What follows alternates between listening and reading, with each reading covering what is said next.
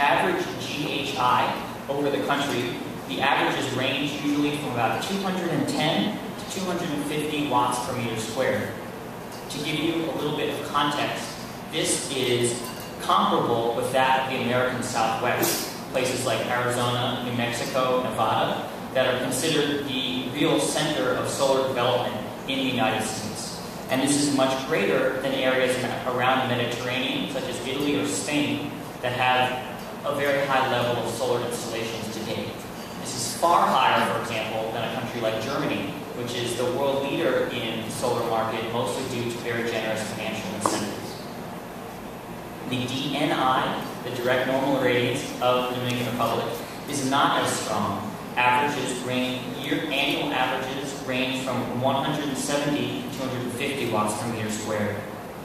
This is lower than the DNI for the American Southwest or the Mediterranean. Within the Dominican Republic, with the yellows and reds being the colors representing the better resource, you can see that the strongest resources are in the western part of the country.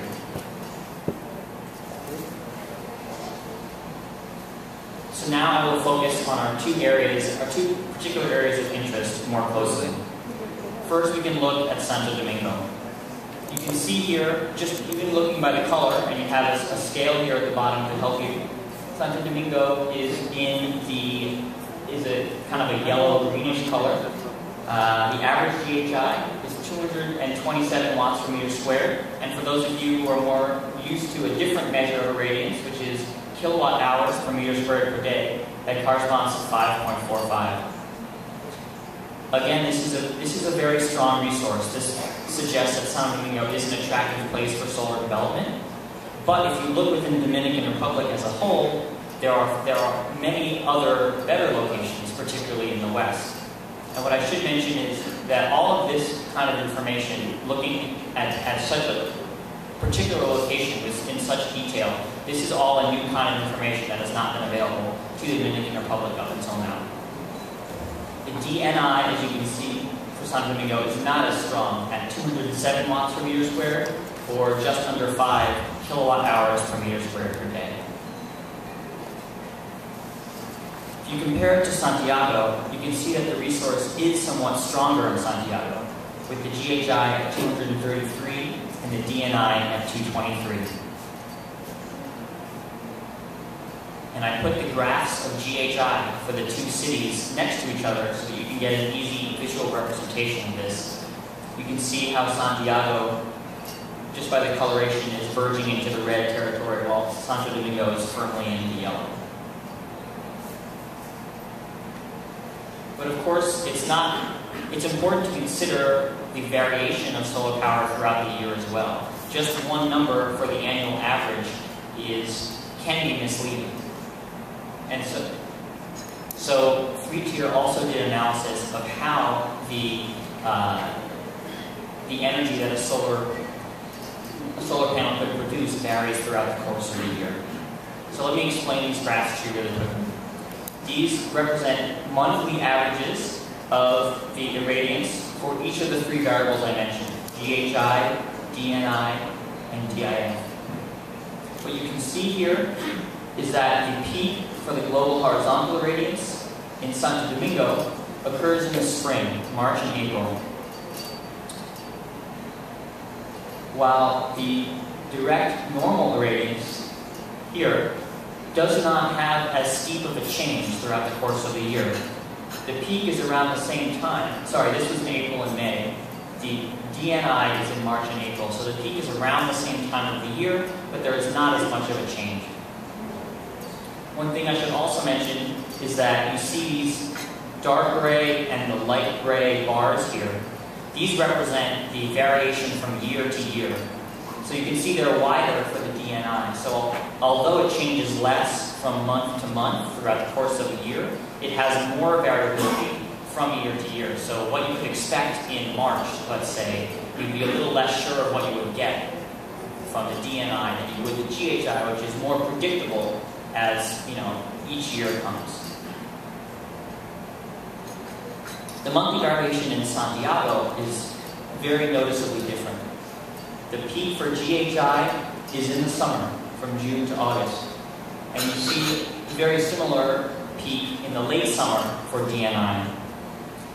What you do see consistently, though, is that the DNI does vary more year to year. These variability bars are still far wider than for GHI. Why this is important is that it is valuable when the solar resource matches the consumption in the country. So it's important to compare this to how demand for electricity changes over the course of the year. This is a graph from the OC, and I'm not going to attempt to pronounce that in Spanish. And what you can see here is that this is a graph of generation, but obviously that's highly correlated with consumption. But what you can see is that the highest amount is taken from 2008. The highest amount is from May to August, the warmest months of the year. And the low point, conversely, is in the coldest months of the year, November to February. And what you'll notice, if you think about on the variation in solar power from the earlier graphs, is that this matches solar generation very well, particularly that of Santiago. At the time when a panel in Santiago would be producing the most power, that's the same time that presumably that household or that business would be consuming the most power as well. So this is it's a very good synergy between those two variables.